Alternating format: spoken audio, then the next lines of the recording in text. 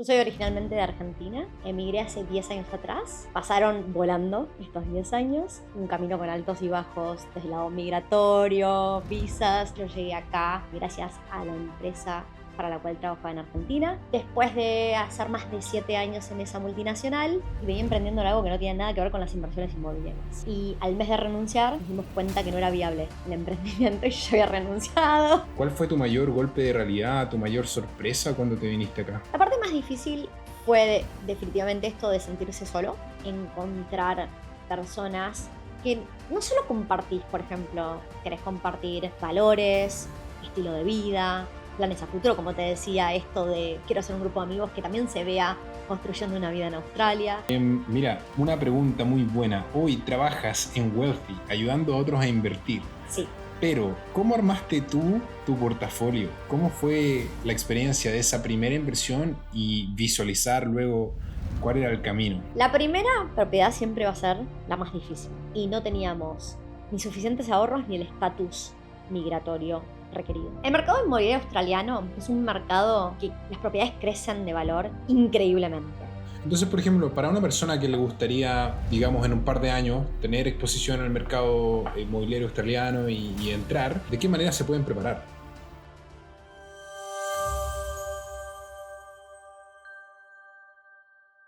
Bienvenidos a un nuevo episodio de The Good Grind Podcast. Este es un podcast donde hablamos de migración, emprendimiento, salud mental. Y hoy tenemos una gran invitada. Yo estoy súper contento de tenerla acá. Ella es Tiffy Rubinat, es una mujer de números argentina que se encuentra en este momento trabajando en el mundo inmobiliario, ayudando a gente latina aquí en Australia. Y bueno, hoy día la vamos a conocer y preguntar hartas cositas, tratar de obtener harto valor para la comunidad latina también. Y eso, Tiffy, ¿cómo estás? Muy bien, muchas gracias por la invitación, Danco. Súper, estoy súper contento de tenerte acá y nada, así que vamos a esperar que de esto salga harto valor. Tiffy, quizás si pudiéramos partir por una pequeña introducción, que me cuentes de tu background, de dónde vienes tú, quizás partamos por ahí. Yo soy originalmente de Argentina, de Buenos Aires específicamente, y emigré hace 10 años atrás, en el 2015. Pasaron volando estos 10 años y no solo fueron un camino con altos y bajos desde el lado migratorio, visas, también hubo cambio de carrera en el medio, porque yo llegué acá gracias a la empresa para la cual trabajaba en Argentina, que me sponsorió y me transfirió a Australia, entonces yo llegué con sponsor acá, que sé que no es el camino más habitual. La mayoría de las personas que quieren construir un futuro en Australia, por lo general, llegan e intentan encontrar trabajo acá. Y después de hacer más de 7 años en esa multinacional, decidí que siempre iba a haber un medio para un fin más, pero ya hace muchísimo tiempo que no estaba contenta, estaba un poco perdida porque no tenía claro qué quería hacer y venía emprendiendo por el costado y venía emprendiendo en algo que no tiene nada que ver con las inversiones inmobiliarias. Y al mes de renunciar, nos dimos cuenta que no era viable el emprendimiento y yo había renunciado. Claro. Y ahí fue cuando dije, ok, tengo que salir a hacer plata con el conocimiento que tengo. Habíamos junto con mi pareja hecho un curso de inversiones inmobiliarias y me estaba dando cuenta que cada vez me apasionaba más. Acabábamos de empezar nosotros a invertir. Dije, bueno, vamos a enfocarnos y salí a vender cursos de inversiones inmobiliarias. Puse una fecha para dentro de un mes, no tenía el curso armado, nada armado, desde el living de mi casa, y así empecé en el mundo de las inversiones inmobiliarias, que me fue llevando, y hoy en día soy CEO de Wealthy, que es la empresa más grande de inversiones para la comunidad latina en Australia. Súper, bueno. Mira, ahí condensaste un montón de... Montón, podemos ir en profundidad, quería dar un Claro. contexto de quién era, Sí, pero qué bueno, súper. Oye, ¿y qué fueron las causas entonces? Digamos que, perdón, el tema más bien de la migración se dio de manera fortuita. no fortuita. Yo empujé muchísimo, estuve un año empujando que me transfirieran desde Argentina hasta Australia y no se estaba dando. Eh, no se estaba dando y justo mi papá tenía un viaje a Nueva Zelanda, juega las bochas y estaba yendo a representar a Argentina en el mundial o algo similar a un mundial de bochas inglesas, que en inglés se llama Lawn Bowls. Acá en Australia es súper conocido, en Argentina hay solo 5 clubes que se juegan las bochas inglesas, y me dijo si quería acompañarlo. Entonces, sabiendo que estaba ese viaje en Nueva Zelanda, Yo durante 9 meses moví cielo y tierra para conseguir entrevistas acá en Australia. Le dije, vamos de Nueva Zelanda a ir a Australia a ver si puedo hacer entrevistas. Y cuando ya estaba en Nueva Zelanda, conseguí finalmente una entrevista. Vine, entrevisté, no estuvo fácil, no había ningún puesto disponible. Volví a Argentina, me dijeron, perdón, no hay ningún puesto disponible. Y yo ya era, bueno, vamos a buscar plan B y plan C. Volví allá con el plan de aplicar a la Work and Holidays. Cuando volví, ya había rendido inglés, ya había hecho todo, volví y tenía que aplicar nada más. Y el día que iba a aplicar se terminaron los cupos. El ataque, o sea que siempre cuando la gente cuenta su historia con una montaña rusa de emociones, terrible, porque yo ya estaba desesperada, estaba muy descontenta en mi trabajo. Tenía la peor jefa que tuve en mi historia. Y siempre en general cuando uno decide tomar acción, no es por todos los beneficios, sino que es porque hay algo que te produce mucho dolor y en particular no quería más eso y quería un cambio. Y entonces, cuando se cerró esa oportunidad, dije, bueno, vamos al plan C. Mi universidad tenía un convenio con una universidad acá en Australia, donde podía conseguir una beca del 50% para estudiar un posgrado de 2 años. La universidad se llama Carnegie Mellon, que es una universidad estadounidense, con lo cual iba a tener doble titularidad australiana, etcétera. Honestamente yo no quería estudiar, pero era como, quiero buscar un camino que me dé una postgrad. Ya estaba pensando como en qué me lleva a hacer una Claro, residencia. exacto, bien. Y seguía siendo un montón de dinero de todas maneras. Empecé el proceso de aplicar y cuando empecé el proceso, justo se abrió un rol acá en Australia y me escribieron y me dijeron, ¿querés postularte? Me postulé, yo corría con una ventaja enorme porque era un rol para la categoría en la que yo trabajaba en el equipo global que se había convertido o regional se había convertido en global, era la misma categoría que era de desodorantes acá en Australia como local. Y trabajando en una marca, no sé si puedo dar unos nombres, entonces siempre me lo mantengo Ujú. bastante cerrado, pero los chicos de la marca para la cual me estaban ofreciendo el rol acá se sentaban al lado mío, entonces el día de la entrevista, no sé, me dieron una entrevista para dentro de 24 horas, yo me senté y empecé a hablar de todos los proyectos, intentar averiguar todo, Claro, entonces cuando fui a la entrevista, no solo yo ya tenía 3 años y medio trabajando para la empresa y entendía cómo funcionaba todo, sino que ya sabía de todos los proyectos que venían. Entonces corría con una ventaja enorme versus no había nadie interno acá para ocupar ese rol y tenían que salir a reclutar externamente. Y ese fue mi ventaja. Y así que se dio todo muy rápido porque desde que me entrevistaron hasta que me salió el sponsor y viajé, en 6 semanas se dio todo. Así que fue muy rápido y llegué un domingo, trabajé hasta un jueves, viajé un viernes, llegué acá, aterricé un domingo y el lunes estaba trabajando. Fue una montaña rusa, pero estuvo lindo. Ahora lo recuerdo como algo muy lejano. claro, exacto. Bueno, y en ese momento era la oportunidad que tú estabas esperando, o sea, no importaba mucho si había que perder cosas, dejar cosas atrás o...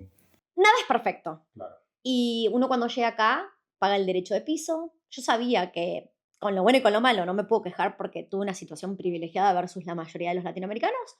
A mí me pagaban muy por debajo de lo que pagaban por ese rol a cualquier australiano. Entonces, ¿por qué me iban a contratar? Porque les servía, era alguien que no tenían que entrenar y que les costaba mucho más barato. Entonces me pagaron el pasaje de ida, llegué y es bueno, arréglatelas. Pero la verdad es que sí, fue una gran oportunidad y hubo que aprovecharla. Fue cuando me salió la visa, bueno, me llama mi jefe de aquel momento, que fue uno de mis mejores jefes, y me dice, ¿puedes viajar mañana? Y yo tipo, no me das 4 días para despedirme, no sé, algo, armar una valija. Y me dieron una semana y viajé. Qué buena. Oye, y quizá, ¿cómo fue este momento? ¿Cómo te tomó a ti de, bueno, sabiendo que estaba llegando la oportunidad y cómo te preparaste? ¿Cuál fue tu plan de acción? Porque tuviste muy poco tiempo también para actuar.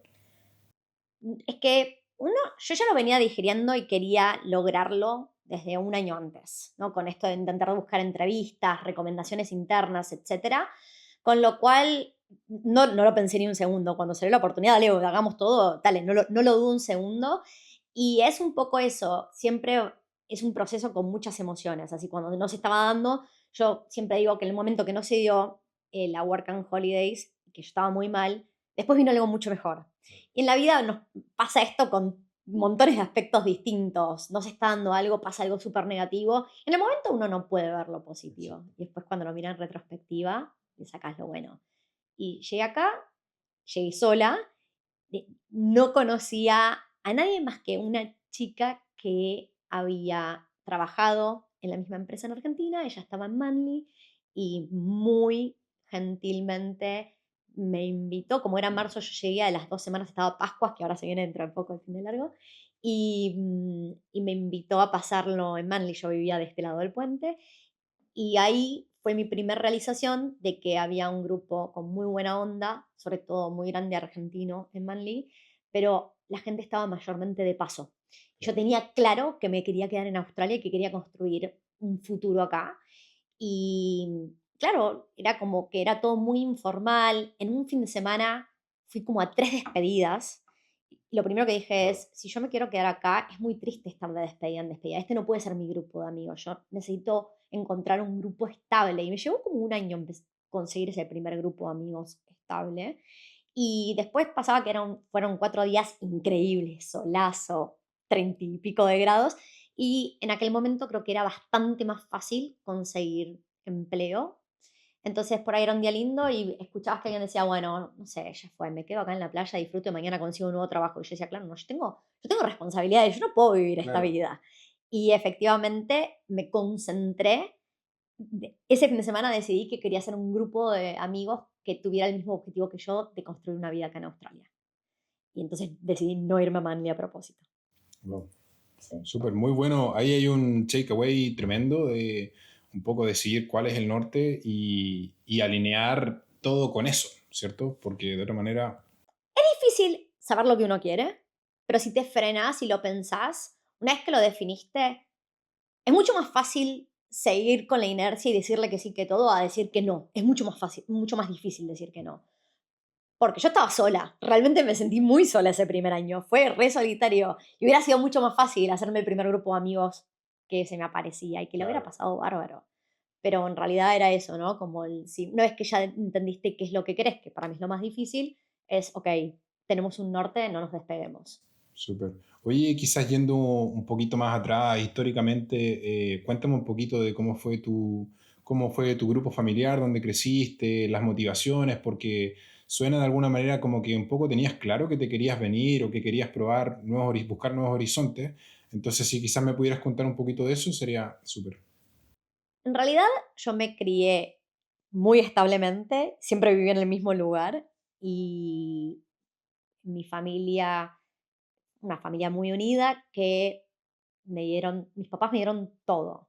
Me dieron una excelente educación, fui a un gran colegio, mi mamá trabajaba en el colegio, entonces mi hermana y yo teníamos una beca en uno de los mejores colegios de Argentina, que eso me abrió muchas puertas, un buen nivel de inglés, que no es menor, viniendo a Claro, Australia, sí. es importante.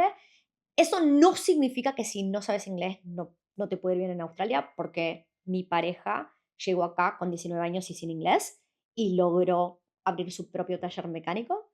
Em, entonces, nada, a mí yo considero que mi educación me ayudó, pero más allá de la adecuación que uno tenga, son las ganas que uno tiene de ponerle a la vida. Y yo creo que hoy justo hablábamos en un almuerzo en el trabajo, en Welfy, estábamos hablando de cómo educas a tus hijos y es con el ejemplo, y yo con el ejemplo de mis papás, los dos muy trabajadores, y que siempre quisieron darnos lo mejor, medio que sigue un poco eso. Y dentro de las oportunidades que había en el colegio, había un intercambio en el último año del colegio y logré que ese intercambio fuera acá en Australia. Entonces yo mi último año de colegio vine un mes acá en Ah, Australia, claro. estuve en Sydney. Y, y en ese momento dije, bueno, si al día de mañana quisiera irme a algún lado a hacer una experiencia más larga, Australia no es perfecto, ningún lugar es perfecto, pero dentro de los valores y las cosas que a mí me importan, quería vivir idealmente en una ciudad grande con playa. Entonces, siempre digo que si no me salía la opción de establecerme acá en Sydney, en Australia, estaba considerando irme a Barcelona. em, Completamente distinto. Considero que Australia es un país del primer mundo, mientras que España en este momento no lo considero un país del primer mundo. Pero bueno, en fin, uno siempre tiene plan A, B y C y va un poco intentando de hacerlo funcionar. Y ese intercambio como que me abrió una mirada de, wow, qué increíble cómo funcionan las cosas acá. Me había impactado la limpieza, el orden, que las cosas funcionan.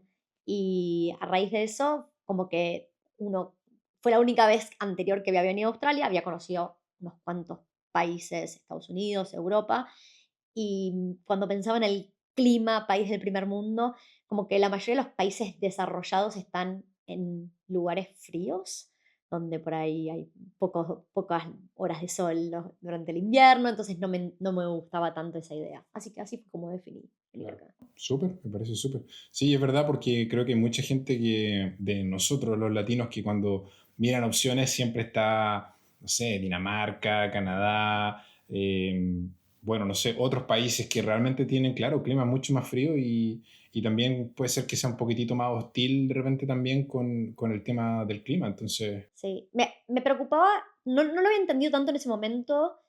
Obviamente me encanta el clima de acá, pero también las horas de luz me parece re importante. Y en invierno es duro vivir en... Yo, justo mi papá, una de mis tías, hermana de mi papá, se casó con un danés y mis primos nacieron y se criaron en Dinamarca. Y por eso tenía muy claro lo duro que es la vida en cuanto a el clima en Dinamarca. claro, comprendo. Oye, ¿y cuál era el clima, hablando de climas, al interior de tu familia cuando tú ya tenías más o menos esta película clara de quiero migrar? Es difícil y mis papás se enteraron la noche anterior a viajar, hice una despedida y ese día se dieron cuenta que tenía una visa de 4 años, que el sponsor era una visa de 4 años. Y ahí le cayó la ficha a mi mamá, lloraba desconsoladamente, me dice, vos no me dijiste nada, yo pensé que te ibas por un año. Le digo, no, bueno, uno nunca sabe si se va, si se queda, si se vuelve. Buenísimo que tenga una visa de 4 años. En aquel momento solo existía un tipo de sponsor que era de 4 años. Y, y fue difícil. Al que más le costó en su momento fue mi papá. Y fue duro también porque en simultáneo yo me fui cuando mi hermana en simultáneo se fue 6 meses de intercambio a Portugal. Y entonces pasaron de tener 2 hijas a 0 hijas en la casa. Y eso fue un choque. Hoy en día mi hermana vive en España, con lo cual mis papás ya se super adaptaron a que tienen 2 hijas viviendo en el exterior. Y como nos desean lo mejor, no deja de ser triste, porque uno me imagino que quiere, yo no tengo hijos, pero me imagino que uno quiere tener a sus hijos cerca, pero también ven que estamos pudiendo construir futuros increíbles que no sé si serían posibles en Argentina. Entonces, con lo bueno y con lo malo, y Argentina va a tener sus ups y sus downs, y hay gente que puede estar más de acuerdo o menos de acuerdo con los cambios que están sucediendo ahora, que cambió el gobierno, pero a la larga la estabilidad que tiene Australia, no importa el gobierno que venga en Argentina, no se espera que haya esa estabilidad, ¿no? La seguridad. Para mí era re importante el tema seguridad también. Y no es que tuve un hecho de inseguridad que a mí me hayan apuntado con una pistola ni nada así, pero siempre era algo que uno estaba muy consciente. Claro. Oye, ¿y qué, digamos, injerencia tuvo el tema de la economía de Argentina en tu toma de decisiones y quizás en la manera también de verlo de tu grupo familiar? Importantísimo. Lo que pasa es que en mi casa, mi papá tuvo empresas a lo largo de los años y el problema con un país como Argentina, y esto me parece que aplica a casi toda Latinoamérica y países en desarrollo, es que uno arranca y lleva muchas energías, mucho tiempo, esfuerzo a hacer que algo funcione y es como que yo ya lo vi a mi papá como arrancar, no arrancas de cero, volvés a arrancar de -200 con cada recesión o con cada crisis. Y lo vi cuando él lo pasó en la pandemia y mi papá dice, claro, yo ahora ya estoy más cercano a los 70, no tiene todavía 70 años, pero ya no tengo las energías que tenía cuando tenía 30, ¿no? Y tener que volver a arrancar es complicado. Entonces, cuando yo miro Australia y le quiero explicar a alguien que no vivió nunca en Australia cómo se vive acá, hasta que no lo vivís en carne propia es muy difícil de creerlo. Y pensar que alguien de nuestra generación no conoció nunca una crisis o una recesión en Australia es increíble. Vos pensá que una recesión se define como 2 trimestres consecutivos donde el PBI no crece y la última vez que sucedió eso fue en el 2020, hubo 2 trimestres durante la pandemia, pero no se sufrieron genuinamente. Y la última vez previo a eso fue en el 1991. No, hubo más de 30 años en recesión. Es una locura. 34 años, o sea, es increíble.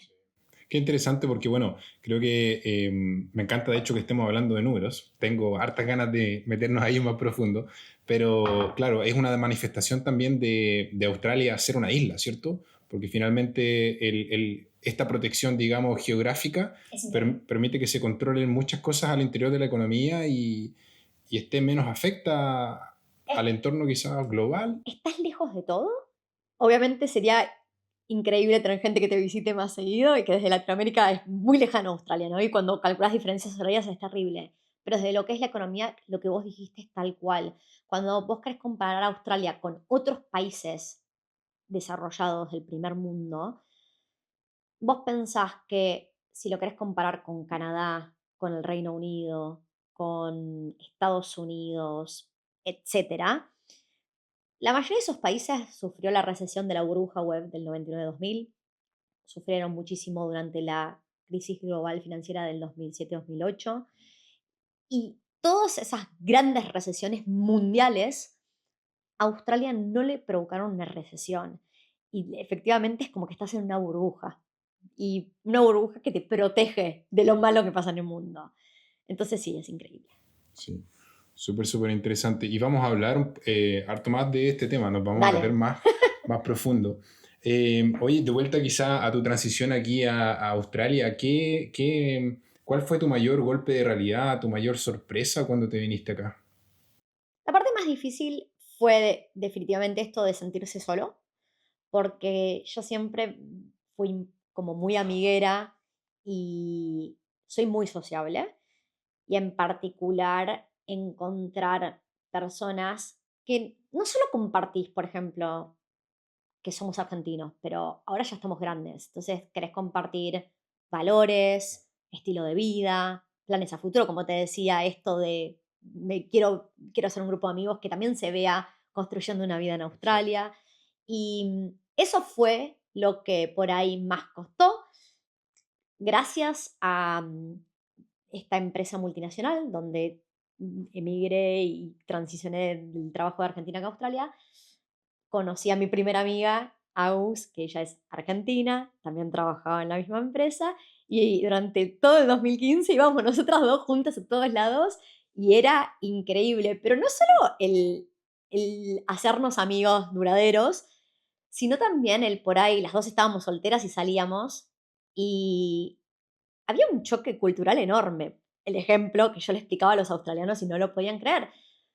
Pero cuando uno va y sale en Argentina a un boliche, no sé cómo se le dice en Chile a un boliche, al Un club, club, lo que fuera, disco a les la decimos disco, nosotros. ok, a la disco, es muy común que siendo mujer se te acerquen los hombres, Exacto. ¿no? Es como los hombres trabajan Claro. duro en Latinoamérica Claro. intentando de levantar.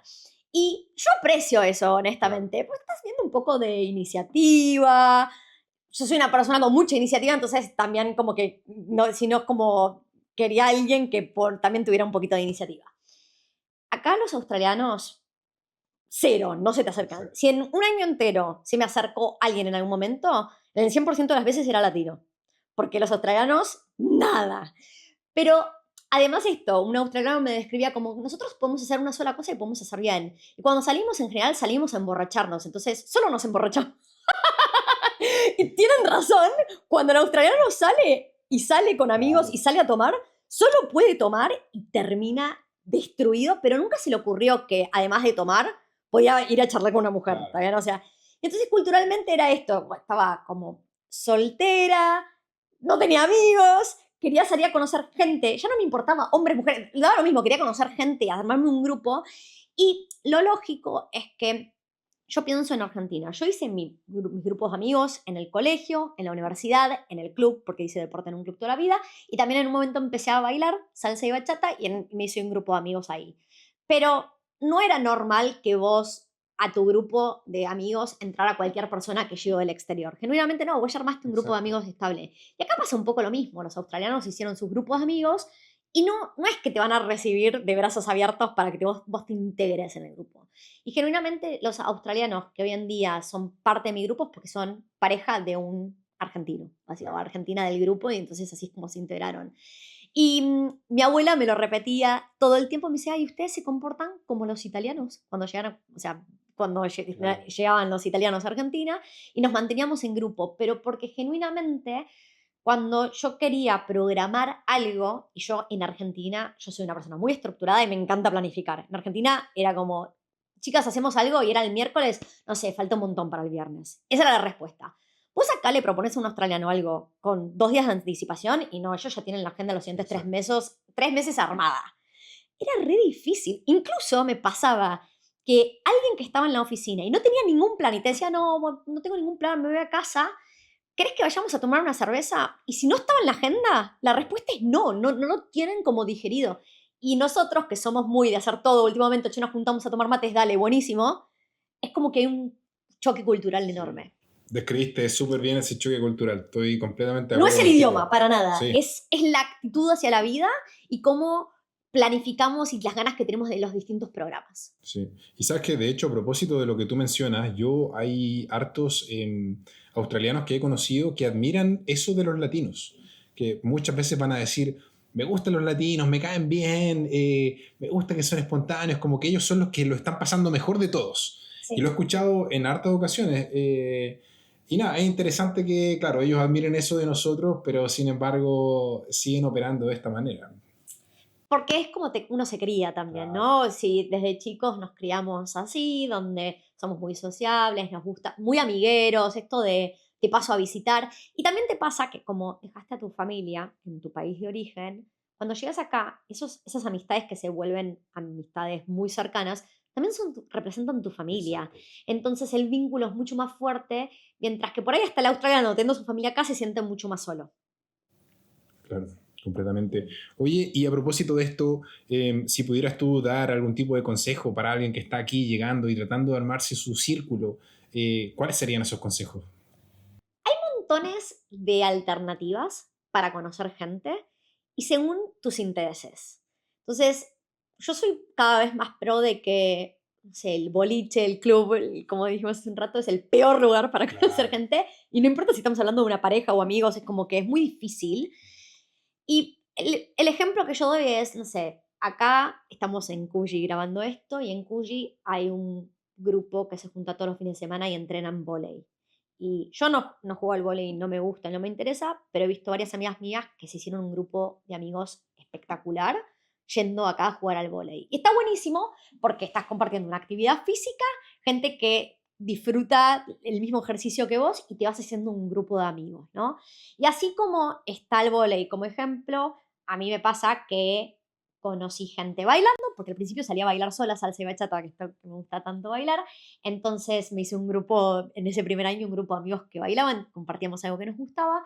Después me pasó que empecé a conocer otros lugares de networking y no entramos todavía en tema wealthy, pero desde wealthy, que nuestro foco es ayudar a la comunidad latina y nos gusta mucho bring the community together en inglés, como hacemos montones de eventos y el feedback que hemos recibido es más allá de si el evento estamos hablando de inversiones inmobiliarias o cualquier tema, el espacio más importante es el de networking, el que haya, es más importante que haya más tiempo para charlar con otros latinos que están queriendo construir un futuro mejor mientras que estamos tomando algo y comiendo algo, que por ahí necesariamente la charla. Y así como está ese evento, yo cuando estaba emprendiendo y antes de renunciar a mi trabajo durante 2 años, iba a un lugar que se llama Fish Burners, que es un coworking space para tech startups, y hacían todos los viernes a las 5 de la tarde lo que se llamaba Friday Night Pitch. Y en su momento era gratis, ahora creo que cobran un módico precio, no sé si de 5 o $10, y hay barra libre y pizza libre en general. Y es un lugar para hacer networking con toda gente que le interesa el tech startup world, por ejemplo. Entonces hay montones de espacios donde si vos buscas algo de tu interés, podés conectar con personas que les interesa lo mismo. Súper, muy buen consejo. Se habla mucho de salud mental hoy en día y me gustaría saber cómo manejaste tú en su momento estos altibajos, porque ahora obviamente ya has hecho el viaje, Sí, ¿cierto? Pero en un comienzo, ¿cómo manejabas toda esta variación en tus emociones? me gustaría decir que me acuerdo, pero no estoy segura cómo las manejaba en su momento. Sí sé que año a año estoy mejorando mi rutina Y cuando hablo de la rutina, en general le pongo muchas energías a mi mañana. Y dentro de esa rutina, si te describo mi rutina de hoy en día, la gente, la mayoría de las personas me dice, estás loca, pero me llevo años construirla. Entonces, hoy en día me levanto todos los días a las 4:30 de la mañana. Y la gente me dice, estás loca. Pero primero me levantaba a las 7, después me levantaba a las 6, después me levantaba a las 5 y ahora a las 4:30 también. Entonces uno va construyendo año a año.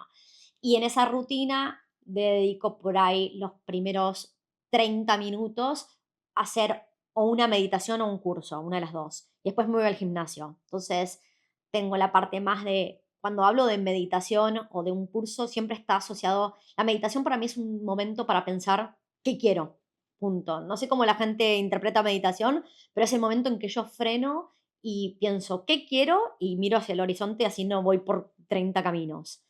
Y después la parte de ir al gimnasio, no voy todos los días por ahí, voy 4 días a la semana al gimnasio y los otros días me quedo haciendo por ahí un curso más largo, una meditación más larga. em, y básicamente es para cuidar de mí y estar bien, me hace bien mentalmente, arranco con más energías, etcétera. Increíblemente, cuando voy al gimnasio y llego, no sé, a las 5:30, 6 menos cuarto de la mañana, es el momento en que explota el gimnasio. O sea, no soy la única. En Australia es muy común Exacto, sí, es hacer muy común. ejercicio. Si no hago eso, en verano paso mucho tiempo, los días que no voy al gimnasio, voy a la playa. Y Aquí más abajo, acá en realmente, Coogee. Y me encanta ir de vuelta. Es el momento que más explota la playa. Es increíble la cantidad de vida que tiene la playa a la mañana en ese horario. Mi familia diciéndome, estás loca, es de noche, ni siquiera hay un rayo de sol y yo ya estoy en la playa. Pero lo disfruto porque en verano, cuando no hay viento y el clima está exacto. divino, tranquilidad, seguro, no hay ningún Sí, problema, sí. lo redisfruto y tomo mates mientras que amanece, buenísimo. Y después aprovecho por ahí el ir los días que voy a la oficina, ese commute de 45 minutos, me gusta aprovecharlo para leer, por ejemplo. Y mientras que estoy en el gimnasio estoy escuchando un audiolibro. Y entonces siento que tengo un equilibrio entre espacio de aprender algo, de tiempo para mí, y son las 9 de la mañana y ya hice montones de cosas. ¿Está bien? Y eso a mí me llena de energías, el decir, ok, me puse a mí primero y después arranqué. Exacto. Así como digo eso, hoy por ahí eran las 5:30 de la mañana y estaba escribiendo contenido, ¿no? Hay días que trabajo, hay días que miro, no sé, 2 o 3 veces al mes, miro cosas de mis propiedades y por ahí paso 2 o 3 horas mirando. En fin, hay Claro, distintas cosas, pero hago demasiado a la mañana. Porque a la súper. tarde estoy cansada. Exacto. Me hace completamente sentido. Y que bueno, o sea, yo lo resumiría, realmente lo que recojo de todo lo que me cuentas es que finalmente tú te diste una estructura externa que te permitió encontrar esa solidez interna, ¿cierto? Mm. Como que fue adaptar el exterior y aparte, eso se transformó en un factor protector para tu salud mental. Sí, y año a año con la experiencia y con las cosas malas que uno va sobrepasando, soy más resiliente, entonces cada vez me estreso menos. Lo que hoy me sucede, por ahí hace 10 años atrás hubiera estado súper estresada y hoy es como, bueno, me da lo mismo. Uno con la experiencia de vida va Sí. subiendo la tolerancia, ¿no? Al riesgo, al dolor, a todo.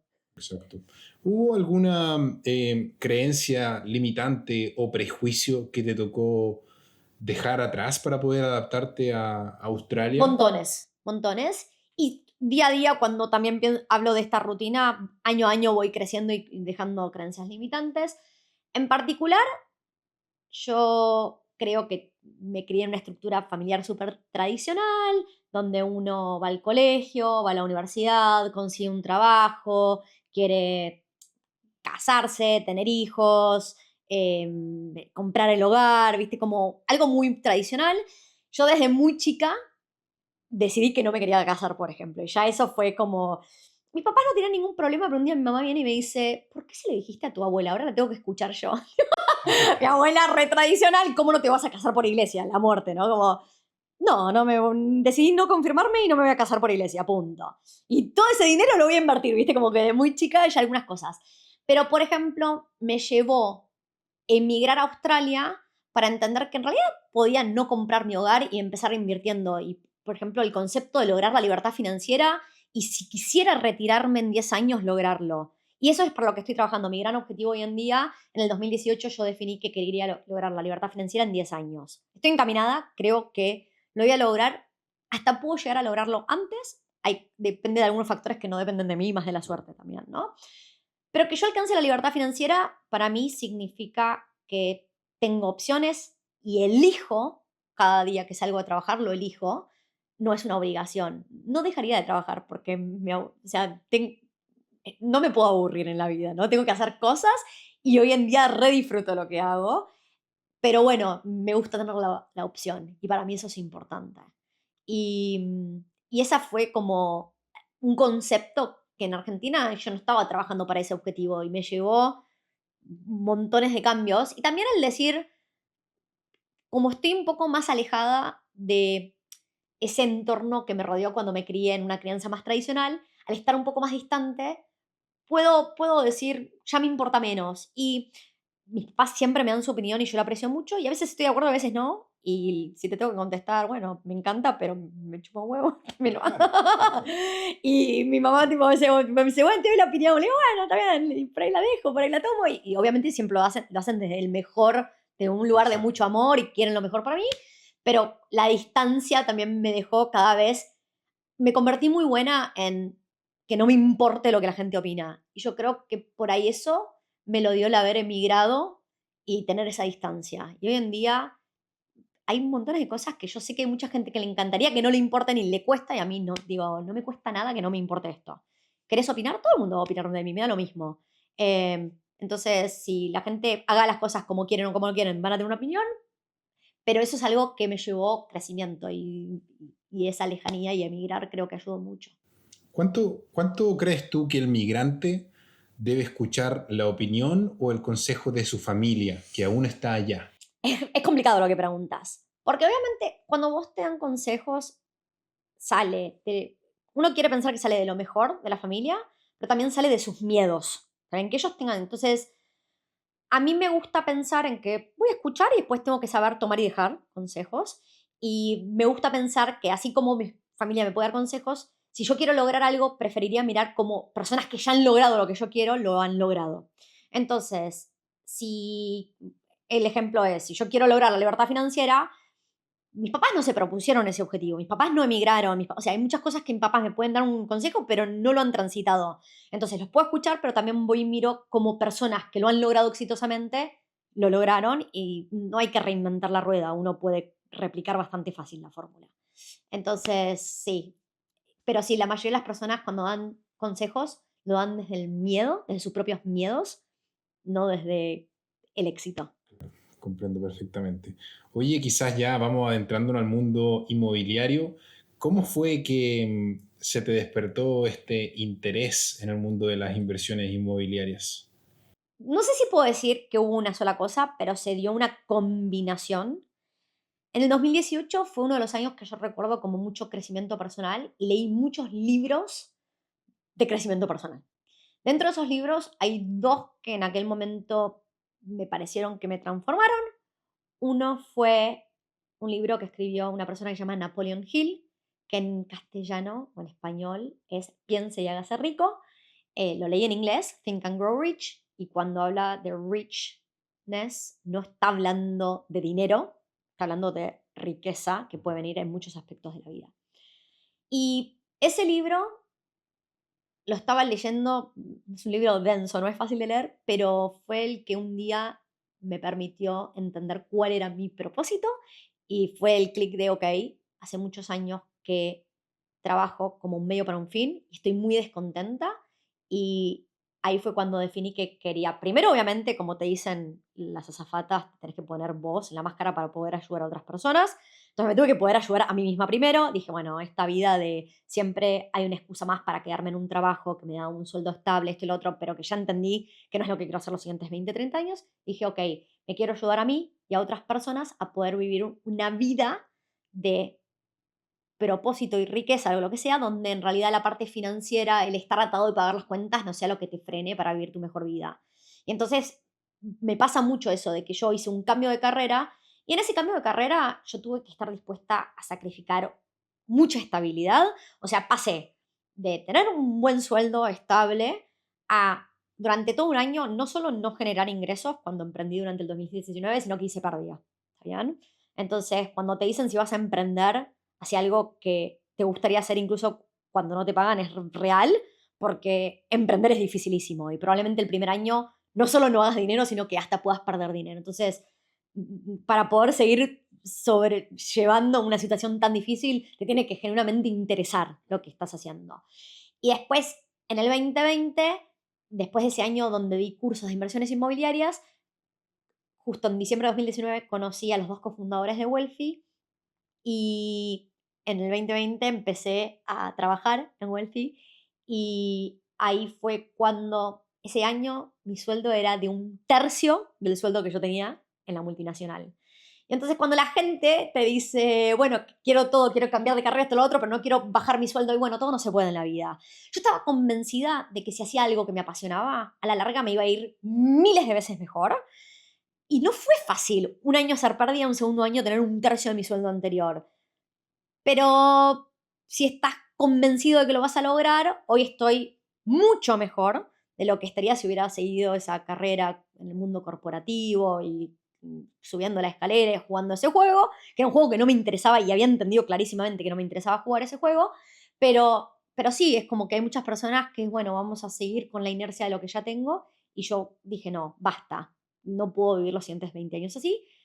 Fue un riesgo enorme y no fue fácil, no sé cómo lo sobrepasé, pero algo que sí me di cuenta a lo largo de los años es que lo que a mí me diferencia del 98% de las personas es que sigo empujando cuando las cosas no se están dando y la mayoría de las personas dice, ok, hasta acá llegué y vamos a buscar otro nuevo trabajo. Y en realidad no, es como estoy comprometida y no me voy a dar por vencida. Y Napoleon Hill en su libro tiene como hay una frase que dice, ya ni me acuerdo la frase legítimamente, pero es algo así como uno puede sufrir temporary fail, pero hasta que no te des por vencido no vas a Exacto. fallar, ¿no? Es como que puedes seguir probándolo y eso es lo que a mí me diferencia. Y ese libro me representó mucho. El siguiente libro que leí ese mismo año fue el libro clásico que recomienda a todo el mundo de inversiones inmobiliarias, que es Padre Rico, Padre Pobre, de Robert Kiyosaki, y que de vuelta fue como el tipo, bueno, vamos a invertir en propiedades. Y ahí fue cuando definí,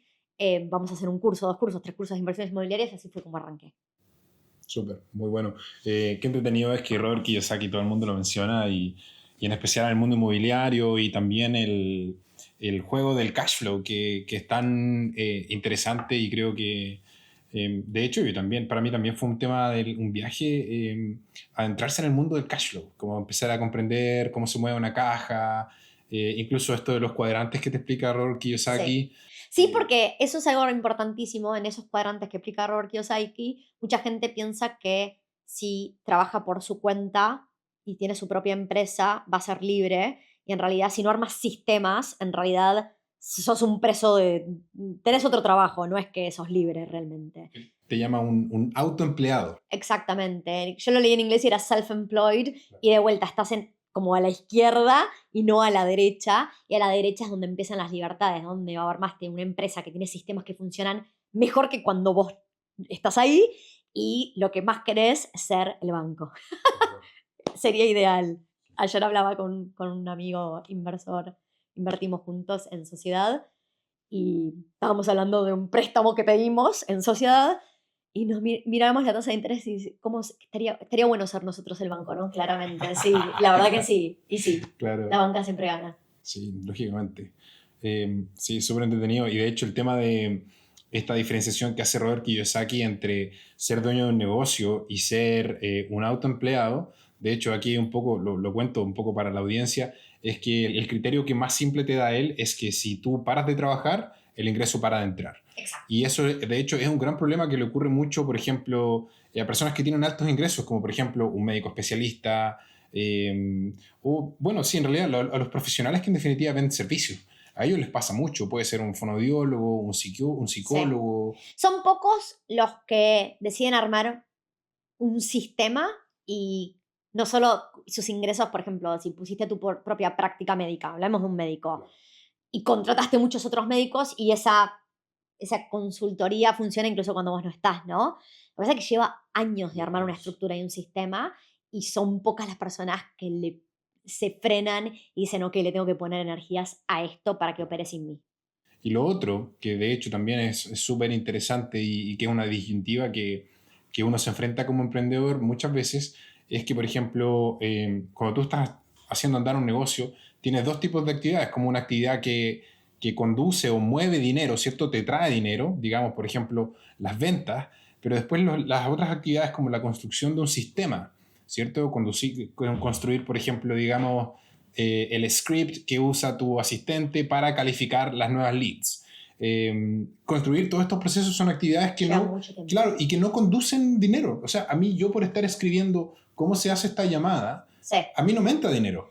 Y una forma que encontramos en Wealthy de hacerlo funcionar, porque somos todo about systems, es no puedes pretender hacerlo todo de una vez y es 1% cada día que vayas construyendo y mejorando. Entonces, empezás y mejoras 1% cada día y ser consistente en el tiempo. Entonces, si vos nosotros ya vamos, no sé, 6 años de armar este sistema en español, donde tenemos todo, cada vez que tenemos una conversación y sale una pregunta, vamos y lo escribimos en el sistema.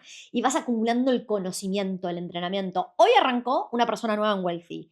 No podía creer que tengamos 100 videos de entrenamiento ya puesto. No me senté un día a grabar 100 videos. Los grabé los últimos 6 años y cada vez que fui mejorando algo, reemplacé el anterior. Y los vamos mejorando, los vamos mejorando y los vamos mejorando.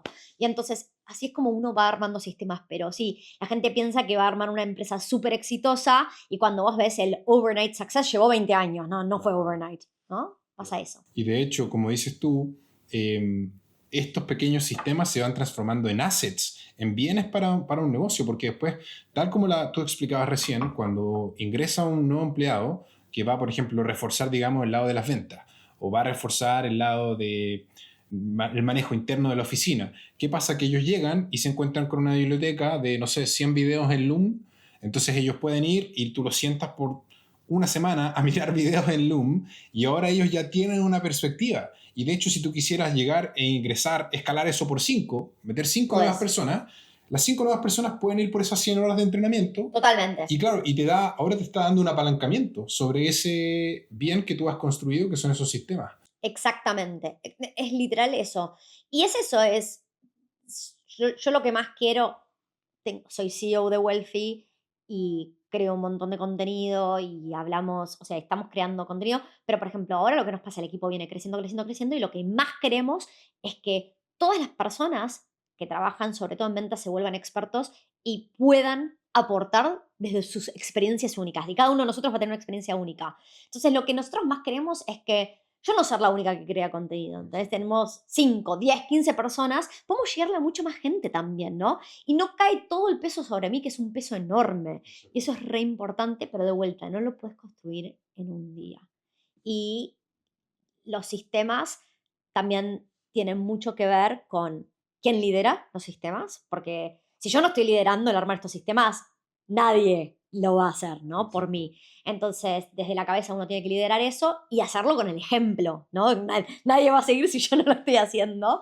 Y después es ok, cada vez lo escalamos, es parte del ADN, el mejorar y así es como uno lo va creando y mejorando. Súper, muy, muy valioso eso.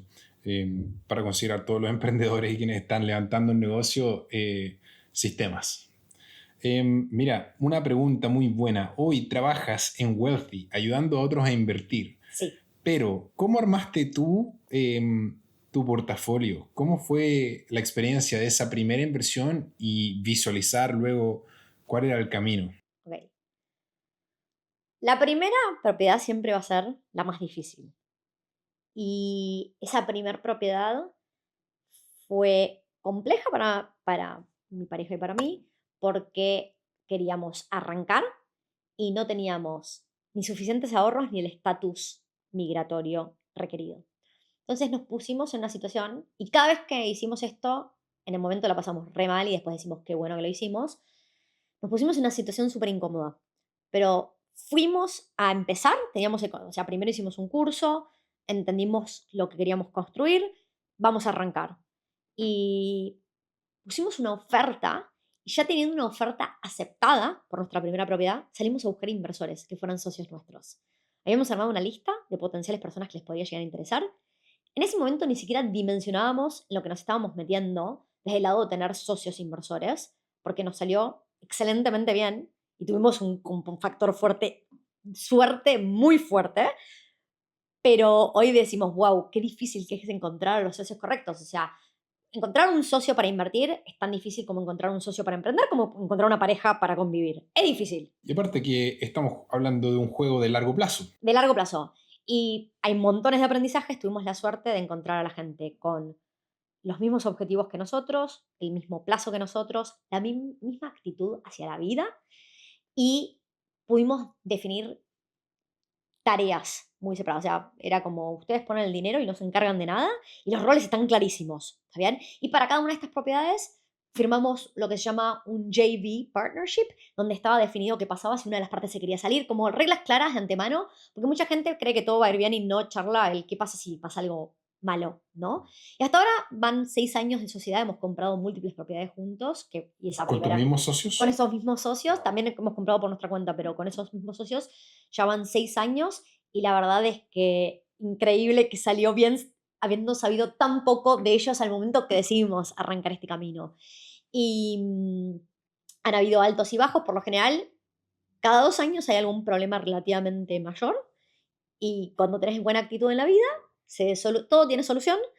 En el momento no lo pasas bien, pero después se soluciona y nada, y es eso, porque cuando tenés a las personas incorrectas como socios, la vas a pasar muy mal, muy mal. Así que así fue como arrancamos. De hecho, nos aceptaron la oferta, estábamos justo volando desde el aeropuerto, 1 hora antes de subirme al avión, armé un archivo con por qué esta ciudad, por qué este suburbio, por qué esta propiedad, un poco de los cash flows. No teníamos experiencia previa, decidieron confiar en nosotros. Él había trabajado conmigo en esta multinacional, él es australiano, casado con una chica mexicana, y dijeron, dale, buenísimo. Y compramos la primera propiedad, ellos tenían un porcentaje mayoritario, y ni siquiera habíamos hecho el settlement de esa, y les dije, ¿están para hacer una segunda? Dale. Y fuimos, hicimos la segunda. Después pasaron cosas difíciles, como por ejemplo, no pudimos asegurar una hipoteca y tuve que salir a, a conseguir $50.000 en 24 horas. Y decís, Tiffy, ¿por qué te pusiste en esta situación? No saben lo mal que lo pasé, pero 24 horas después había conseguido $50.000 y dije, puedo conseguirlos, lo hice 3 veces más. ¿Está bien? Entonces, cuando uno pasa, se pone en estos momentos incómodos, entonces ahora sabes que puedes hacer sociedades, sabes que puedes levantar dinero, hay muchas cosas que uno puede llegar a hacer. Y claro, en el momento no, en ninguna de todas esas situaciones la pasé bien, pero después dije, wow, esta es la forma de escalar un portafolio, porque con mis propios ahorros, yo por mi cuenta sola, no voy a ir tan rápido, ¿no? Y así fue como fue arrancando. Y la primera propiedad no solo fue la más difícil, sino que decidí hacer todo lo más difícil con la primera, nunca más, ¿está bien? O sea, y no me arrepiento de haber hecho la primera, ¿está bien? Y elegí todo lo que no iba a volver a hacer en esa primera.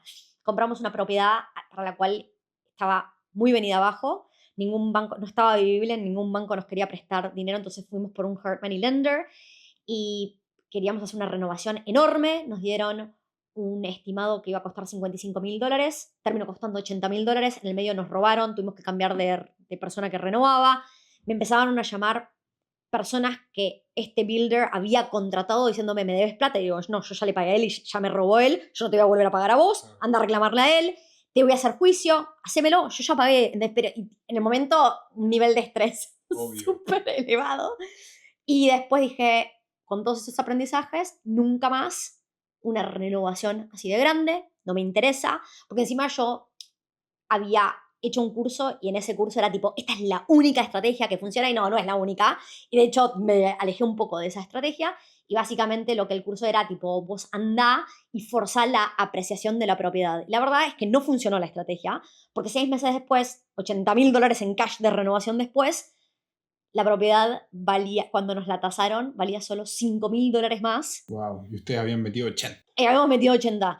Y entonces después lo que pasó es, en el momento de decir, claro, yo pensaba, me faltaba el toque de realidad, como las expectativas no se alineaban con la realidad, yo pensaba que en 6 meses iba a poder usar la valorización para comprar otra siguiente propiedad. Me llevó 2 años y tuve la suerte que 2 años después el mercado había más que doblado en valor. Y lo que me di cuenta es que la renovación que yo había hecho no importaba, lo que importaba era que el mercado hubiera corrido.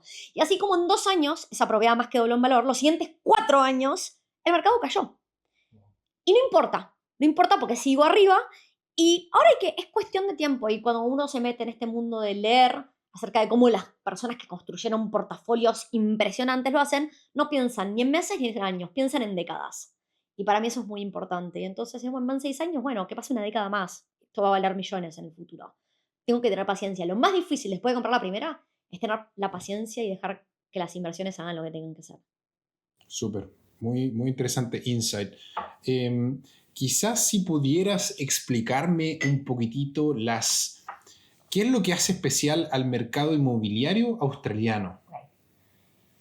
El mercado inmobiliario australiano es un mercado que las propiedades crecen de valor increíblemente. Hace un año atrás hice un ejercicio tomando la performance promedio de Australia y de Estados Unidos. Y hice como proyecté a 20 años a futuro, como si se cumple lo que pasó los últimos 20 años atrás. Si en cualquiera de estos dos países invirtiera $400.000 americanos, no importa si los estoy invirtiendo en Australia o en Estados Unidos, ¿cuánto valdría en 20 años la propiedad? Y allí estamos hablando, ¿puedes estar haciendo palanca con un banco en esos $400.000? Olvídate, el valor absoluto de la propiedad, Ok. no importa si te apalancaste o no, Vale. pero invertiste en una propiedad que valor total vale 400.000 americanos. ¿Está bien?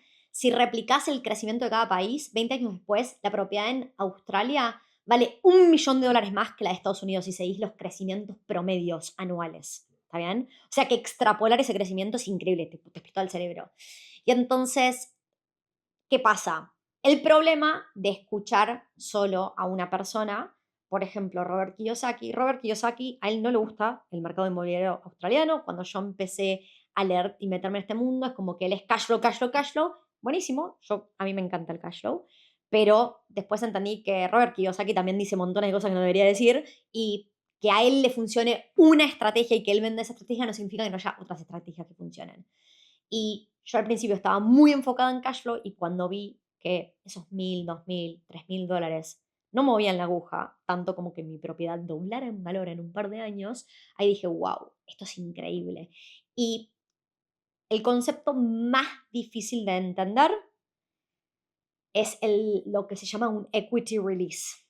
Lo puedo explicar sencillamente, es el concepto más difícil de entender, pero además cuando entendés la teoría no lo terminás de digerir hasta que no lo viviste en carne propia. ¿Está bien? Pero equity se define como la diferencia entre el valor de una propiedad y cuánta deuda tengo. ¿Está bien? Entonces, si yo compré una propiedad de $500.000 y le pedí el 80% al banco, le pedí $400.000 al banco. Entonces, el equity serían esos 100.000 de diferencia que yo probablemente puse de pie. Pasaron unos años, no importa cuánto, si esa propiedad ahora vale $1.000.000. Entonces, si yo sigo debiendo $400.000, tengo $600.000 de equity. El banco no me va a dar todo ese equity, pero probablemente me diga, ok, te presto el 80% del nuevo valor de la propiedad, que serían $800.000. No me los van a entregar todos a mí, me dicen, pero la condición es que primero, con esos $800.000, repagues tu deuda anterior de $400.000. Entonces, repagué $400.000 de la hipoteca anterior y la diferencia son otros $400.000 que puedo usar para una siguiente inversión. Claro, y quizás podrías ir por 2 propiedades ahora. Probablemente por 2, o por ahí no esperé tantos años y hice una equity release por menos dinero, pero no importa, pero sí, podría ir por 2.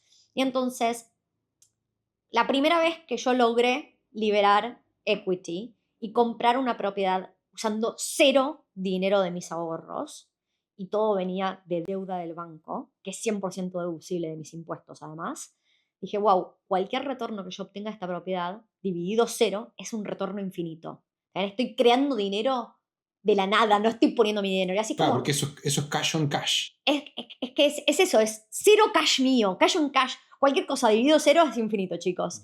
Hagan la integral, lo que sea, no sé, yo soy ingeniero de los números, pero para mí es increíble. Y yo, está bien, no todo el mundo le tiene que apasionar los números como a mí, pero poder construir un portafolio sin tener que yo poner de mis ahorros es increíble. Y ya lo he hecho 2 veces.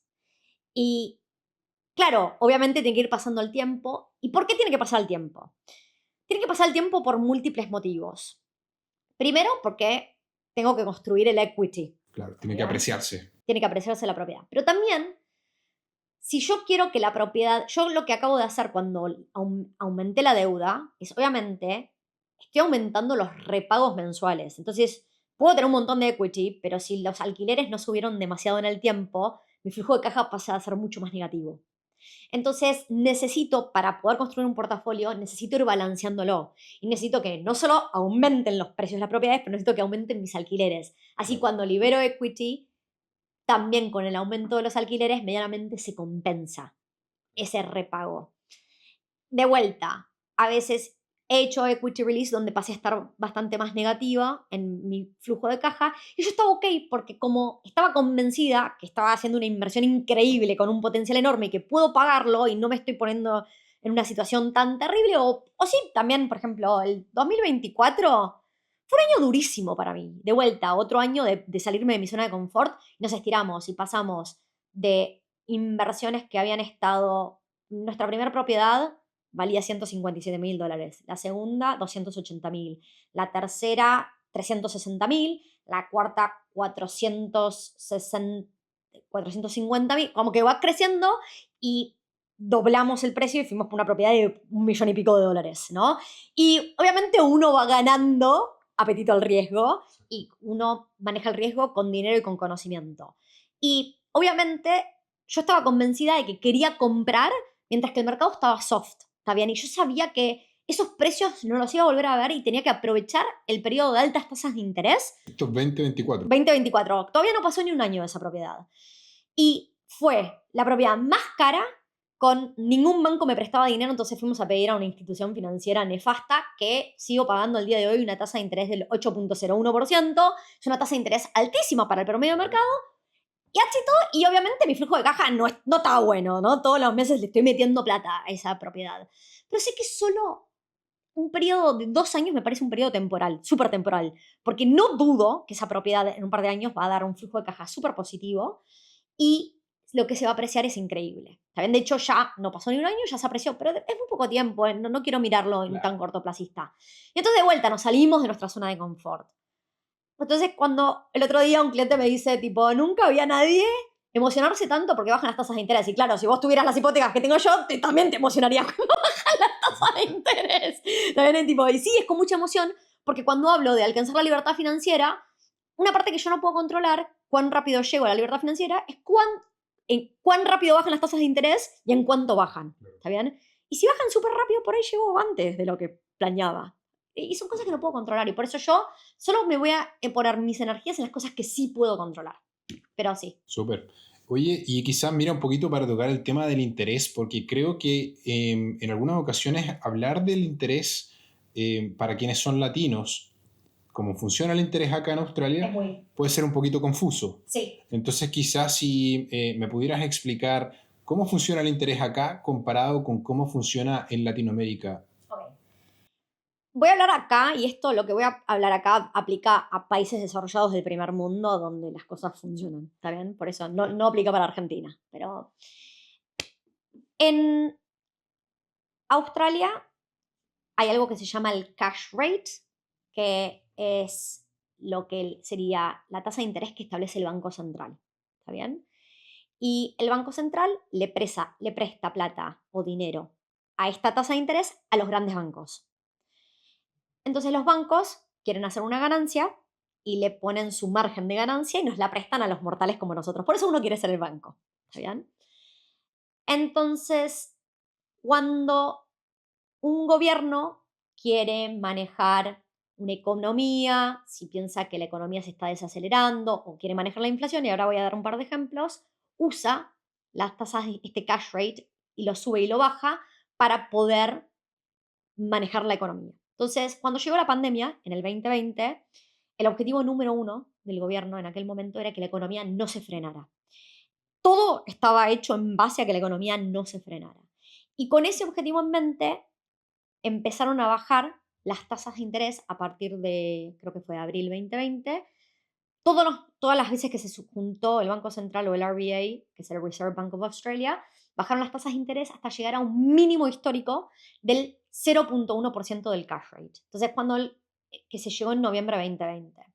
En aquel momento, si el cash rate era 0.1%, las tasas de interés que los bancos nos prestaban a nosotros los mortales estaban en 2.5, 2, 3%. Más o menos depende del riesgo que estábamos asumiendo.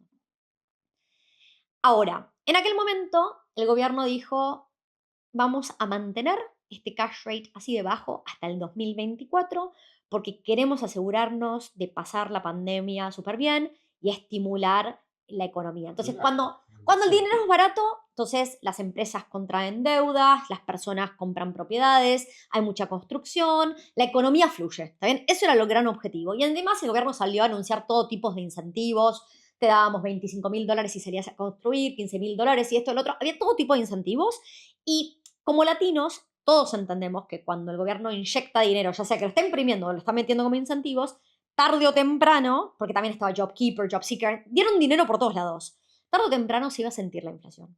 ¿Saben? Eso el latinoamericano lo entiende mucho mejor que el australiano.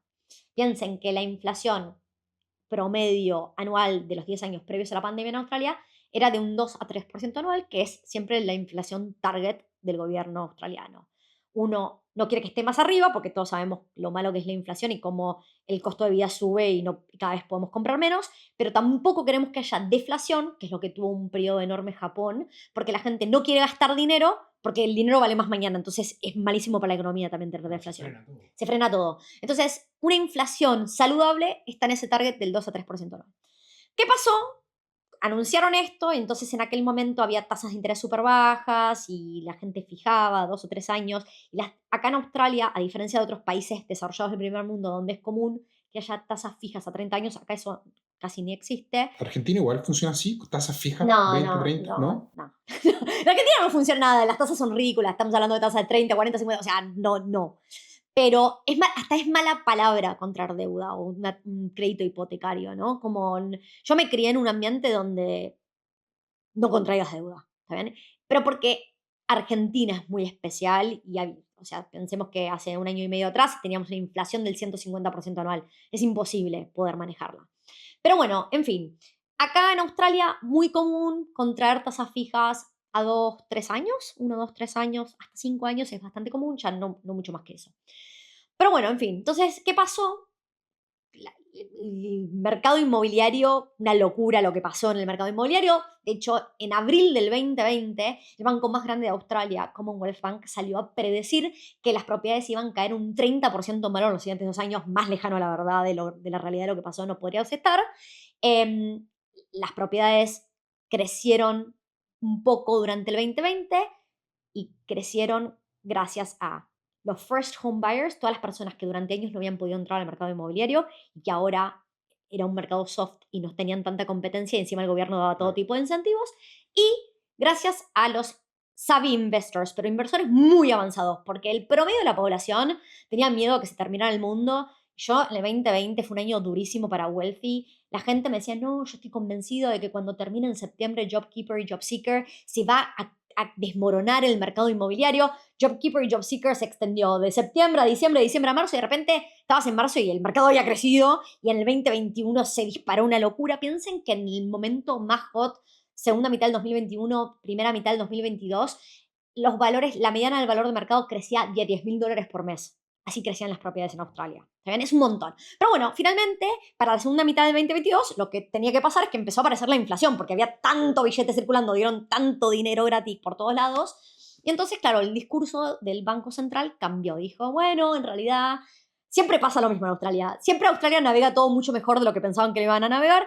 Navegamos la pandemia mucho mejor de lo que pensábamos. Y entonces, en vez de mantener este cash rate en el 0.1% hasta el 2024, lo vamos a tener que empezar a subir para manejar la inflación. Porque cuando uno sube la tasa de interés, la economía se empieza a desacelerar. Claro, se vuelve más cara la plata. Se vuelve más cara la plata y así es como manejas la inflación. Entonces, es un equilibrio súper difícil porque vos querés que la economía se desacelere. O sea, no querés que la economía se desacelere, querés manejar la inflación, bajar la inflación, pero como side effect la economía se desacelera. Y el problema es que no querés entrar en recesión, entonces tenés que estar. Y cuando vos haces un aumento o una baja en las tasas de interés, en general fluye en el mercado con delay, unos meses después. ¿no? Entonces, nada, aumentaban una vez y veían cómo se manejaba la inflación, aumentaban un poco más y en fin, llegaron a este cash rate del 4.35% en noviembre del 2023, se llegó a ese cash rate y se mantuvo en 4.35%. Yo, por ejemplo, una predicción que yo la pifié, yo estaba convencida que para la segunda mitad del 2024 ya íbamos a ver que empezaron a bajar las tasas de interés. Y recién la primera baja sucedió en febrero de 2025. ¿Está bien? Pero bueno, en fin, tarde o temprano tenían que empezar a bajar las tasas de interés porque, chicos, esto pasa un montón. Ustedes piensen el estrés de quienes compraron hogares, no inversiones, en el 2022. ¿Está bien? Vos compraste una propiedad, entraste al mercado y pagabas una hipoteca con una tasa del 3% y de repente se te terminó el periodo fijo y tu tasa es del 6.5%.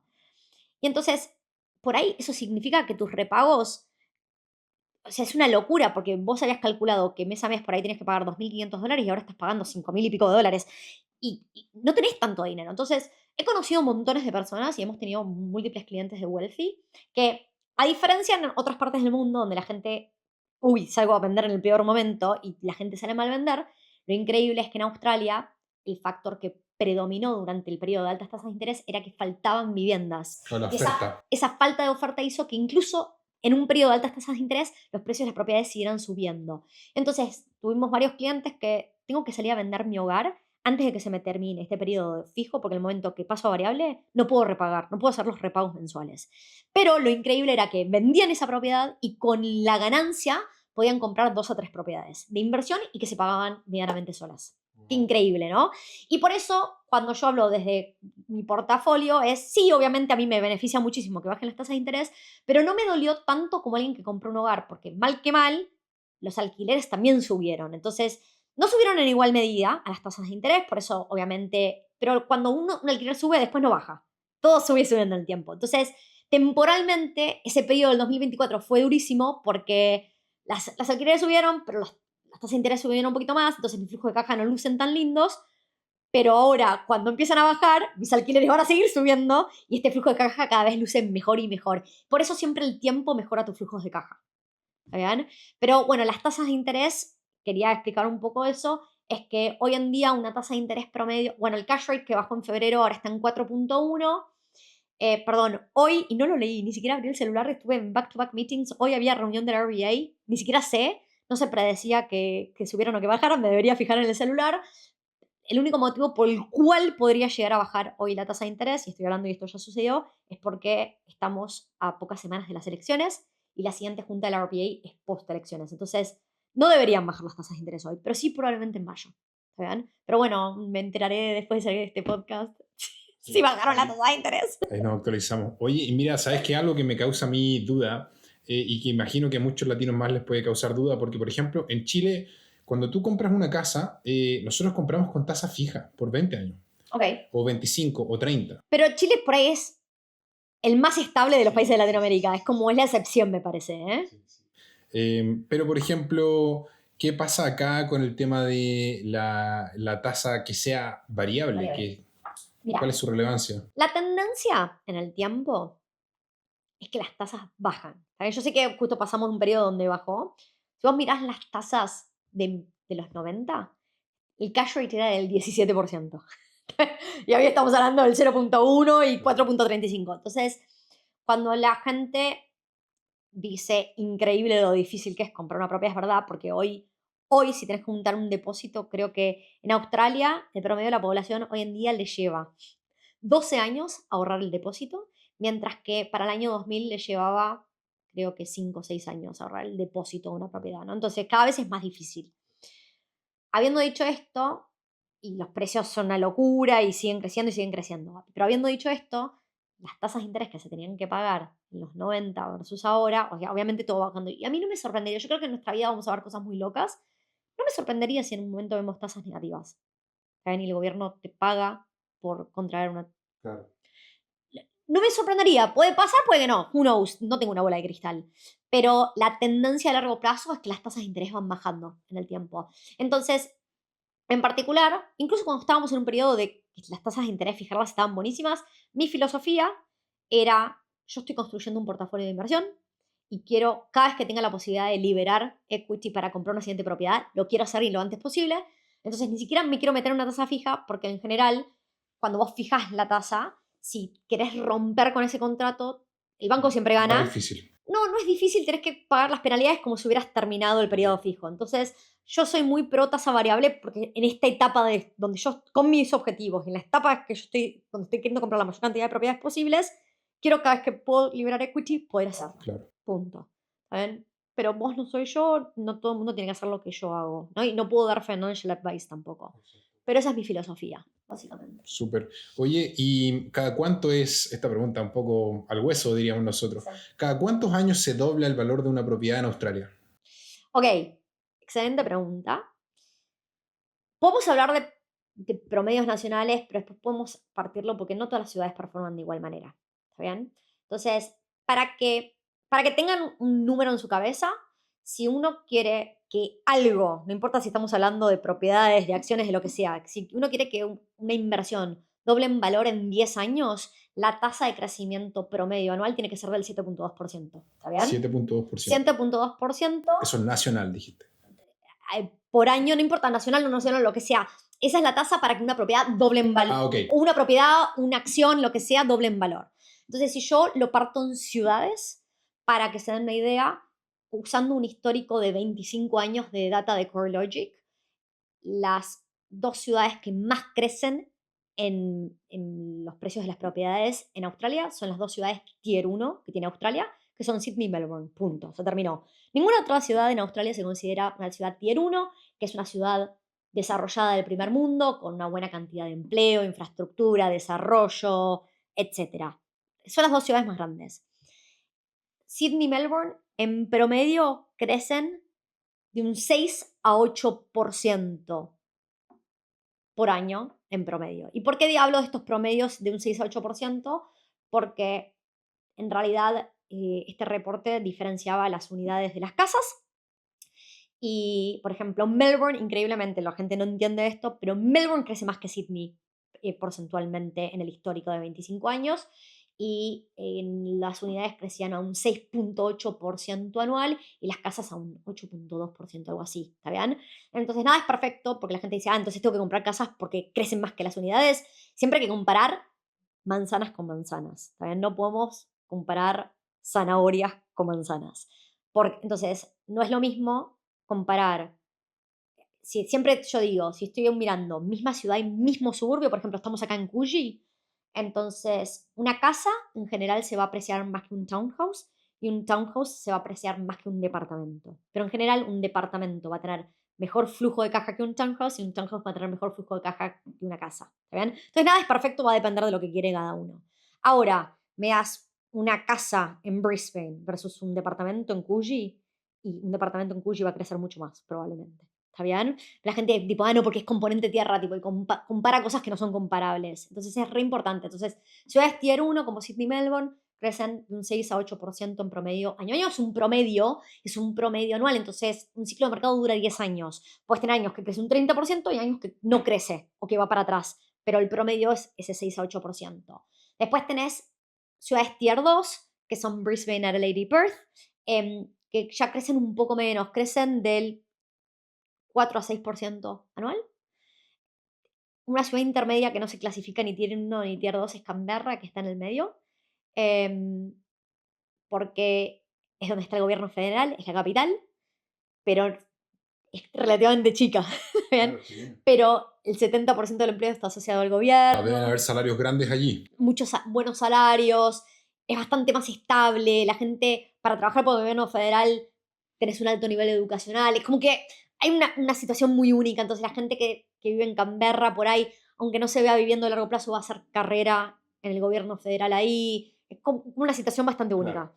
Entonces, nada, así es como funcionan. En general, rule of thumb es que cuanto más regional uno va, más cash flowing son las inversiones, pero menos se suelen apreciar en el tiempo porque abunda la tierra. Entonces, para que algo crezca de valor, la demanda tiene que superar la oferta. Entonces, siempre hay que tener especial cuidado cuando uno va un poco más regional, sobre todo estas ciudades tier 2, donde la gente es tipo, no, vamos más barato, mejor cash flow, más barato, pero por lo general, siempre vas a poder conseguir algo más barato si te alejas del mar y te alejas de los centros urbanos y te alejas del transporte, pero por lo general ahí abunda la tierra y después tenés lugares donde no crece nada. No sé, si hoy vos mirás, cuando la gente me dice, ay, debería invertir en Kearns, y es tipo, no, no me hables de Kearns, Claro. porque son lugares como donde abunda la tierra y donde encima cuando un lugar depende de muy pocas fuentes de empleo, a los años en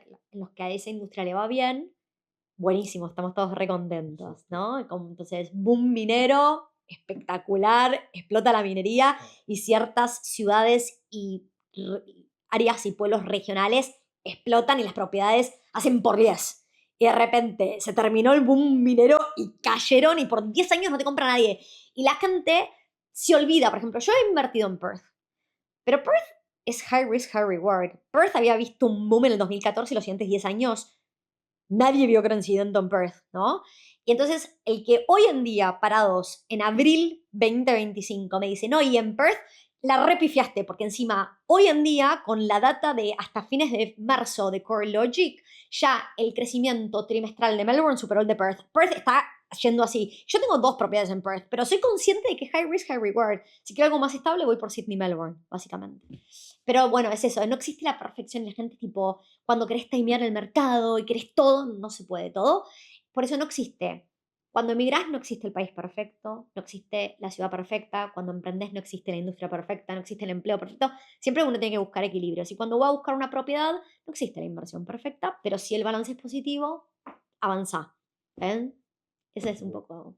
¿Cuál es tu opinión para el migrante que vive en Australia respecto de el migrante en Australia debe arrendar y comprar en otra parte o debe comprar su casa? Depende de tus objetivos de vida.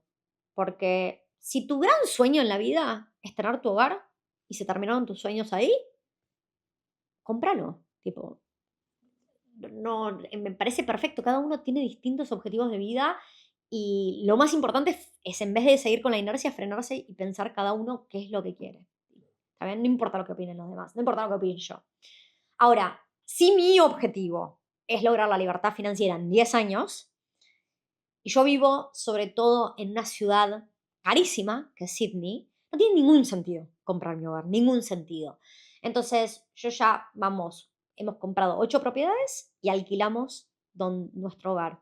Y es una estrategia que me va a llevar mucho más rápido a la libertad financiera porque estoy manteniendo mi costo de vida bajo, estoy invirtiendo en propiedades que tienen alto potencial de crecer, que dan buenos flujos de caja y estoy siendo estratégica, estoy optimizando mis impuestos. Es como que todo me cierra por todos lados y no perdí el foco de mi objetivo.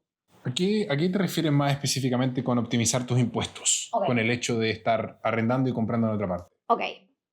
Voy a decir 2 cosas. La primera es, para que se entienda, yo calculé que las primeras 5 propiedades que compramos valían lo que vale nuestro hogar. ¿Está bien? Entonces imagínate si tuviéramos que pagar nuestro hogar, ¿no? Pero me dan 3 veces y medio los ingresos de lo que yo pago en renta. Por eso tiene sentido. Y ahora voy a dar el mejor ejemplo que puedo dar para explicar por qué tiene mucho más sentido para optimizar los impuestos comprar propiedades de inversión que vivir en un hogar. ¿Bien? Pongamos el ejemplo que uno tiene 2 townhouses idénticos uno al lado del otro.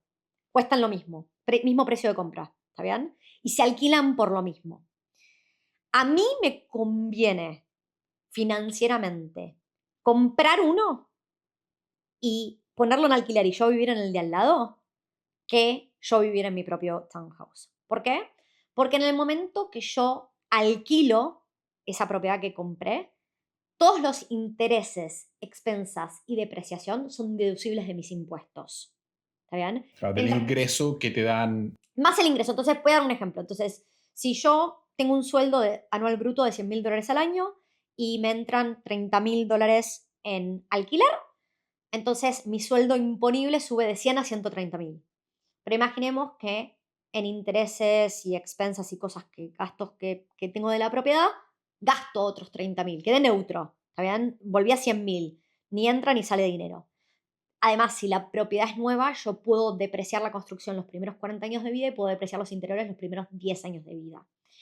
Y eso es una pérdida en papel, no es dinero que sale de mi cuenta bancaria mes a mes. Claro, es como un offset a tu income. A mi income. Entonces, cuando le entrego un PDF al contador, el contador le dice al ATO pérdidas por $20.000 al año en depreciación.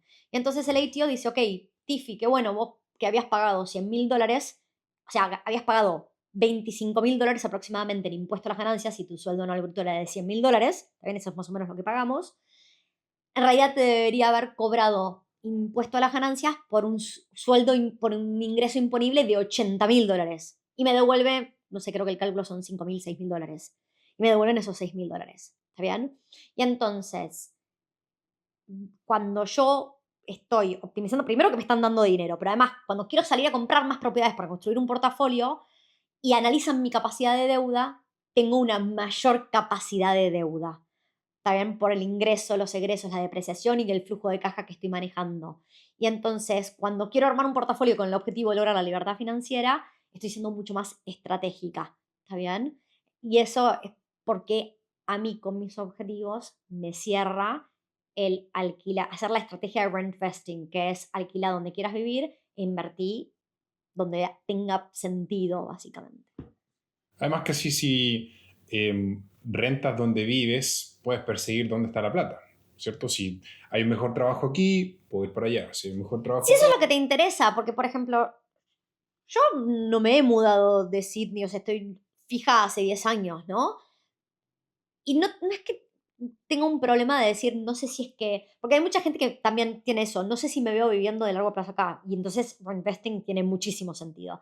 Pero a mí ni siquiera me pasa eso, yo sí me veo viviendo acá, pero mi objetivo es como que no puedo tener todo en la vida. Y eso es que hay gente que viene y me dice, ay, sí quiero lograr la libertad financiera, también quiero mi hogar. Bueno, lamentablemente vas a tener que elegir cuál de esos dos tiene una prioridad, porque si no elegís, la vida te va a pasar por arriba y no vas a lograr nada, básicamente, ¿no? Pero si te dejas llevar y, bueno, tipo, no lo pensé mucho y compré mi hogar y probablemente te va a llevar 5, 10 años más, 20 años más lograr la libertad financiera. súper. Me parece muy, muy interesante. Oye, quizás si me contaras un poco de cuál es la estructura en la que, cómo funciona Wealthy, básicamente. ¿Cómo ustedes están ayudando a latinos a comprar, a tener exposición aquí en el mercado australiano? Espectacular. Nosotros en Wealthy nos dedicamos a las inversiones inmobiliarias, con lo cual si alguien está buscando su hogar, no somos los más adecuados para ayudarlos.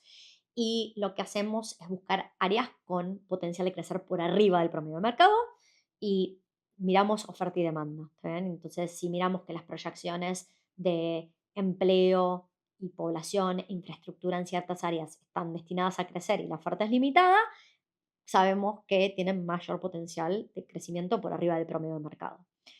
Y entonces lo que hacemos es cuando llega alguien al mundo de Wealthy, la mayoría de nuestros clientes son latinos. Por supuesto que todas las personas que trabajan en Wealthy tienen que hablar tanto en español como en inglés. Tenemos muchos clientes donde uno es latino y el otro no. Ah, claro, el grupo Porque, familiar. claro, uno nunca sabe, pero esa es mayormente lo que pasa. Y entonces, lo primero que hacemos es un poco intentar de entender los objetivos de cada persona, porque para poder darte nuestra mejor asesoría, de vuelta a lo que estábamos hablando. Claro. Y está bien, por ejemplo, tenemos montones de clientes que el objetivo es comprar su hogar de los sueños en Sydney, pero es imposible arrancar por tu hogar de los sueños. Entonces, armemos una estrategia para que de acá a 5 o 10 años puedas lograrlo. ¿Está bien? Pero la idea es que siempre inviertas con un objetivo en mente. Y después empezamos a hablar de estrategias de inversión.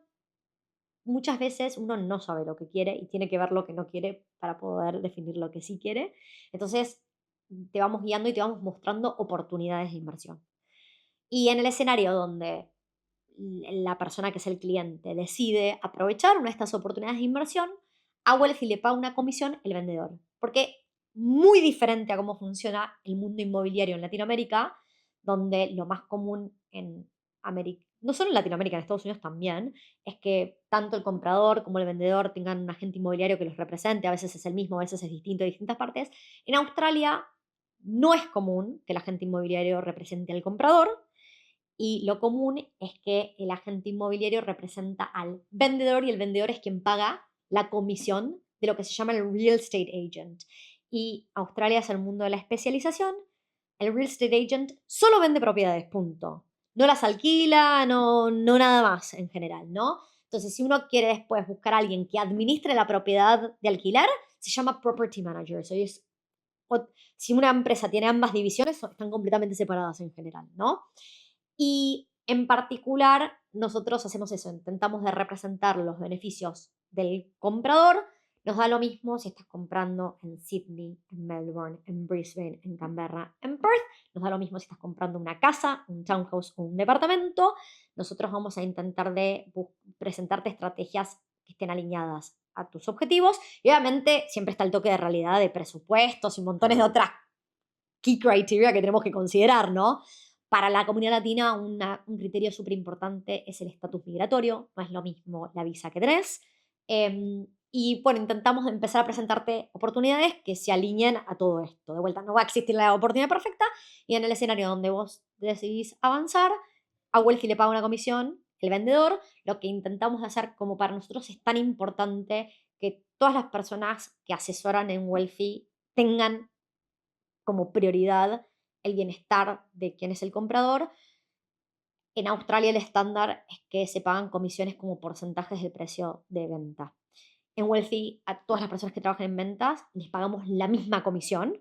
No importa si compraste una propiedad de 500.000 o de 1.000.000, ¿está bien? Porque lo que queremos es que estén dando la mejor asesoría, no pensando en la comisión que van a ganar, sino en lo que le Claro, conviene. no te atiendo mejor a ti porque Da lo vas a comprar mismo. más grande. Exactamente, exactamente. Y para nosotros en nuestro ADN es eso. Y pasa de todo. ¿Podemos ayudar a todo el mundo? No, no podemos ayudar a todo el mundo. Nos encantaría, pero primero que no todo el mundo quiere nuestra ayuda para arrancar. Pero también nos ha pasado de personas que quiero comprar, y nosotros, todas las personas que trabajamos en Wealthy, creemos en que lo que hacemos lo hacemos para mejorar el futuro financiero de otras personas. Y cuando vemos que alguien está tomando una decisión donde esto es un riesgo enorme y no deberías estar tomando este riesgo, nos ha pasado que nos han dejado mal reviews porque no me quieren vender una propiedad. Y la verdad es que no. Hacemos esto para dormir tranquilos y que a vos te vaya mejor, y creemos que estás asumiendo un riesgo tan innecesario que vemos que las chances de que puedas completar esta transacción son mínimas, y decidimos que no te queremos ayudar porque Exacto. esto va a ser terrible. Pero bueno, nos han dejado malos reviews porque no les queremos vender propiedades también, ¿no? Claro. Y desafortunadamente el estatus migratorio hace que sea más fácil o más difícil conseguir financiamiento en Australia. Entonces, lo más difícil en la compra no es elegir la oportunidad correcta. Ese threshold o ese hito más difícil es el financiamiento en Claro. general. Que está de alguna manera condicionado un poco por el tema visa. El tema visa es enorme, es enorme. Sí. Entonces, por ejemplo, para una persona que le gustaría, eh, digamos, en un par de años, tener exposición al mercado inmobiliario australiano y entrar, ¿de qué manera se pueden preparar? Hay muchas formas de prepararse, y yo diría que la primera es ganando conocimiento. Porque comprar una propiedad no sucede de un día para otro. Con lo cual, estamos haciendo este podcast. Wealthy tiene live streams semanales, tenemos contenido a diario. La cantidad de contenido que sacamos es increíble. Tenemos un equipo que arma contenido.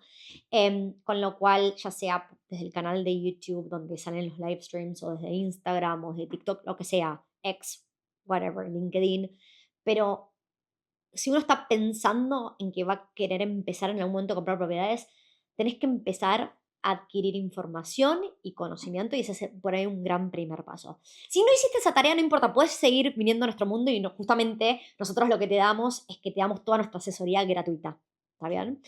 Pero bueno, hay personas que le interesa mucho más no estoy listo, pero bueno, arranquemos de una manera y ese es el primer paso.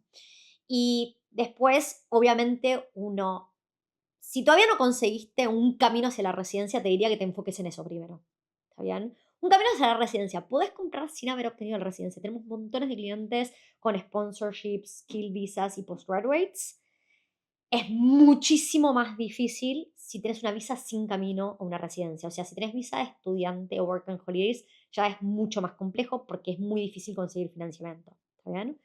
Pero bueno, entonces resolver el tema visa primero y después vamos a enfocarnos en las finanzas personales y lo que necesita todo el mundo en algún momento hacer es un presupuesto. En cuánto dinero cobro, tengo estabilidad, no tengo estabilidad. Es más difícil para las personas que tienen ingresos muy volátiles, pero también tengo que saber cuáles son mis costos bases todos los meses. Y uno se empieza a dar cuenta que uno, los gastos hormigas están en todos lados y gasta sin pensar de un montón de maneras. Entonces, cuando te pusiste un objetivo como quiero comprar una propiedad en los siguientes 12 meses, empezás a ser mucho más consciente y empiezas a hacer esfuerzos y sacrificios de no gastar dinero innecesariamente. Y eso es algo muy importante. Súper. Entonces, mira, me queda claro que ustedes, bueno, ayudan en definitiva con asesoría, con información, con también ustedes tienen disponibilidad o acceso a un pool de propiedades. Sí, y te traemos las distintas propiedades. Entonces, lo que queremos hacer es ayudarte en todo el proceso y no solo te traemos las distintas oportunidades de inversión, sino que te conectamos con el equipo que necesitas. Todas las personas con las cuales te conectamos son recomendaciones, vos puedes tomarlas o dejarlas. Entonces, para cada ciudad y suburbio donde vamos a ofrecer propiedades, solemos entrevistar property managers y te vamos a dar una recomendación.